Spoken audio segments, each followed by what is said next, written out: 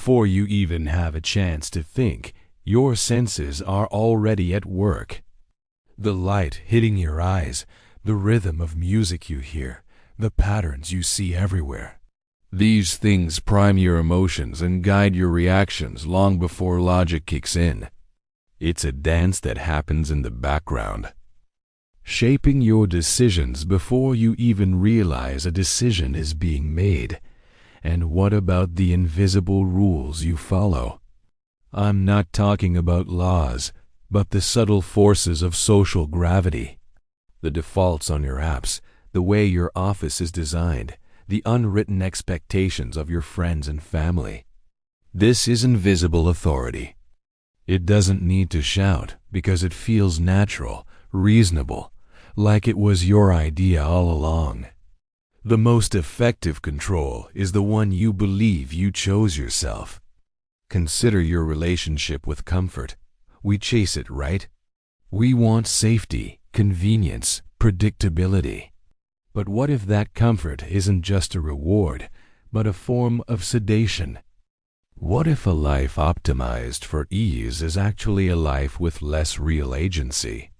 The constant pursuit of stability can become a ceiling on your growth, keeping you in a predictable loop where you never have to stretch, struggle, or truly discover what you're capable of.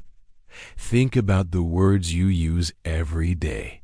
Your vocabulary shapes your reality. The way a situation is framed can completely change how you feel about it. Language can be a control surface, limiting what you can even conceive of. If you don't have the words to describe a feeling or an injustice, how can you even begin to address it? What we cannot name, we often cannot resist. And who are you, really?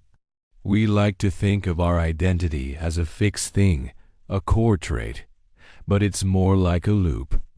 Your identity is constantly being formed by your repeated actions, your environment, and the feedback you receive.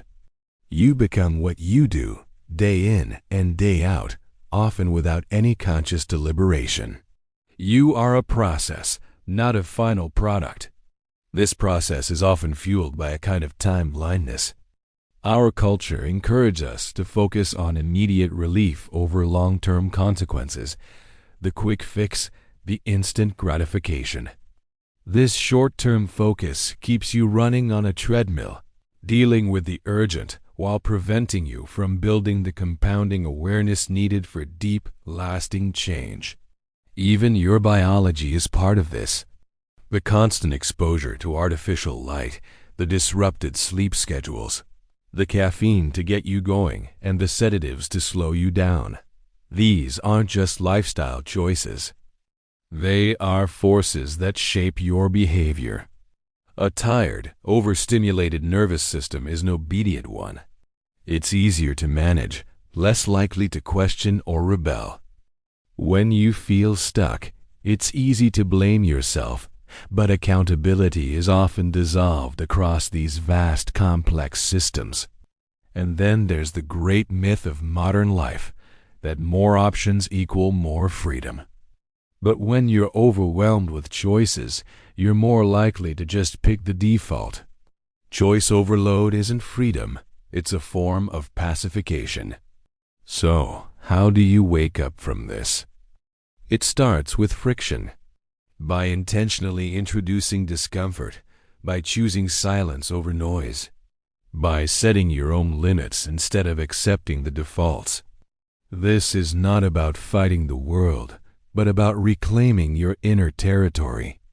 It's about paying attention, asking why you do what you do, and making small, conscious choices that are truly your own.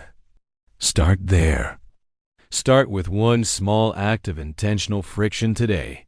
Thanks for watching.